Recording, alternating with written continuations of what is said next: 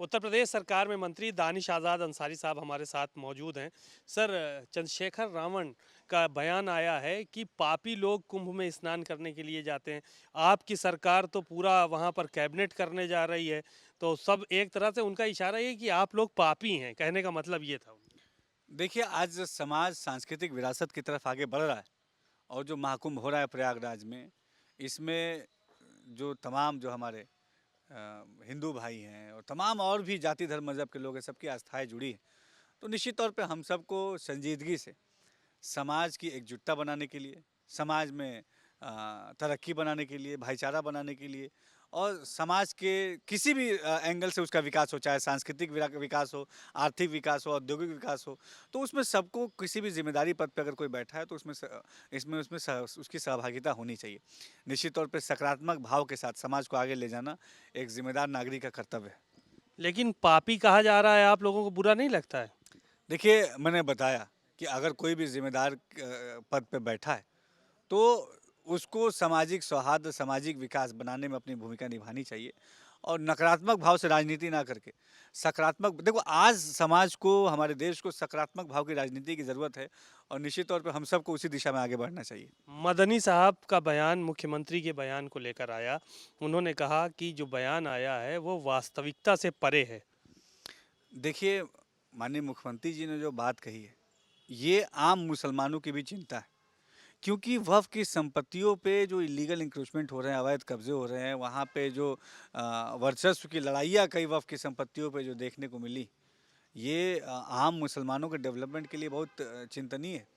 और वक़्फ़ की संपत्ति ये खुदा की संपत्ति है। वक़्फ़ की संपत्ति के माध्यम से आम मुसलमानों के डेवलपमेंट के लिए काम करना, ये वक़्फ़ का मूल नेचर है। लेकिन अगर हम वक़्फ़ के मूल नेचर की बात करते हैं तो कुछ मुस्लिम समाज के लोगों को इस पे आपत्ति होती है। लेकिन हमारी सरकार, चाहे मोदी सरकार हो, चाहे योगी सरकार हो, ईमानदारी से वक़्फ़ की संपत्तियों के माध्यम से आम पिछड़े गरीब मुसलमानों के उत्थान के लिए काम करने की लिए पूरी तरीके से वचनबद्ध है और उस दिशा में हम तेज़ी से आगे बढ़ रहे हैं।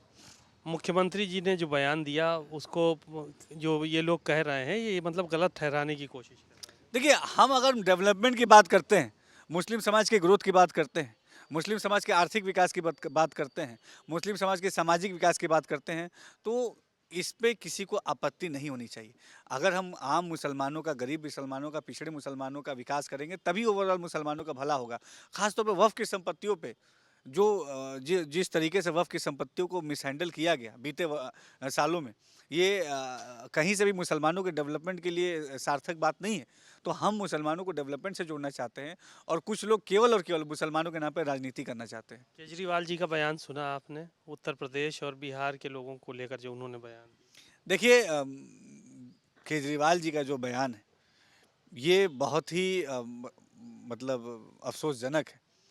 उत्तर प्रदेश और बिहार, ये हमारे देश के विकास की रीढ़ है और अगर इस तरीके से उत्तर प्रदेश और बिहार के लोगों को आप इस हेय दृष्टि से अगर केजरीवाल जी देखते हैं, तो इस उपचुनाव, ये जो चुनाव होने वाला है दिल्ली विधानसभा का, इसमें वहाँ की जनता उनको अपने आप जवाब दे देगी। एक सवाल ये था कि भारतीय जनता पार्टी जो है वो संविधान गौरव अभियान चलाने जा रही है और एक 11 तारीख से लेकर 25 तारीख तक चलाया जाएगा। तो विपक्ष के जो नेता हैं वो इस बात को कह रहे हैं कि गृह मंत्री के बयान के बाद भाजपा बैकफुट पे आई, शायद लेवल मेंटेन कर रही है। देखिए, अगर बात की जाए देश की अखंडता, एकता और विकास की, बात की जाए देश के संविधान का पालन करने की, बात की जाए देश को विकास से जोड़ने की, तो हर कसौटी पे भारतीय जनता पार्टी खरी उतरी है। खासतौर पर अगर संविधान की बात करने वाले तमाम विपक्षी दलों को याद आना चाहिए कि इमरजेंसी किसके दौर में लगा था। देश के जो नेताओं को जेल में ठूंसने का काम किसने किया था और तमाम अपने कार्यकाल में जिस तरीके से, चाहे कांग्रेस पार्टी हो, चाहे जो भी विपक्षी दल हो, उनके कार्यकाल को अगर आप देखेंगे और गहनता से स्टडी करेंगे तो आप पाएंगे कि उन्होंने सबसे ज़्यादा संविधान के साथ खिलवाड़ अगर किसी ने किया तो कांग्रेस पार्टी और दूसरे दल हैं, विपक्षी दल, उन्होंने किया। भारतीय जनता पार्टी ईमानदारी से इस लोकतांत्रिक व्यवस्था को मजबूत करते हुए, संविधान को अपना आदर्श मानते हुए, बाबा साहब को अपना आदर्श मानते हुए देश को विकास के पथ पर आगे ले जाने का काम कर रही है। एक आखिरी सवाल ये था कि इंडिया गठबंधन में उमर अब्दुल्ला अलग बयानबाजी कर रहे हैं, समाजवादी पार्टी ने आम आदमी पार्टी का दिल्ली में साथ दिया, कांग्रेस पार्टी को वहाँ छोड़ दिया। तो ये कैसा गठबंधन चल रहा है? देखिए, मैं शुरुआत से कहता हूँ और सभी लोग जानते हैं कि इंडिया अलायंस गठबंधन एक फेल एक्सपेरिमेंट है, एक कमज़ोर नींव पे खड़ी की गई एक कमज़ोर इमारत है, जिसका ध्वस्त होना तय है। और आज इंडिया अलायंस गठबंधन के तमाम दल आपस में एक दूसरे पे आरोप प्रत्यारोप लगा रहे हैं, तो ये साफ जाहिर करता है कि इंडिया अलायंस गठबंधन पूरी तरीके से एक फेल एक्सपेरिमेंट साबित हुआ है। जनता को मोदी के गुड गवर्नेंस पे, मोदी के विकास के मॉडल पे पूरी तरीके से भरोसा है।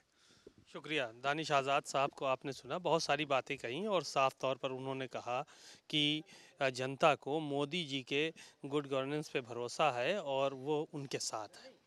कैमरामैन श्रवण कुमार वर्मा के साथ सीमा नकवी, भारत समाचार, लखनऊ।